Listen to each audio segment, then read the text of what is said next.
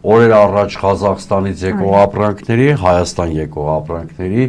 իսկ երեք էլ պարզ դարձավ նաև Ռուսաստանից եկող ապրանքների համար, Հայաստան եկող ապրանքների համար վերացրել է տարանցման արգելքները։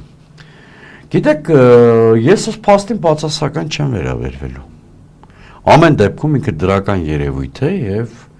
ամեն դեպքում դա որոշակի դրական էֆեկտ կարող է ունենալ եթե, այստեղ եթեները շատ կարևոր են։ Նախ ես ուզում եմ հստակ արձանագրեմ, որ սա կառուցողական քայլ լինելով հանդերձ Հայաստանի ապաշրջափակում չի ենթադրում։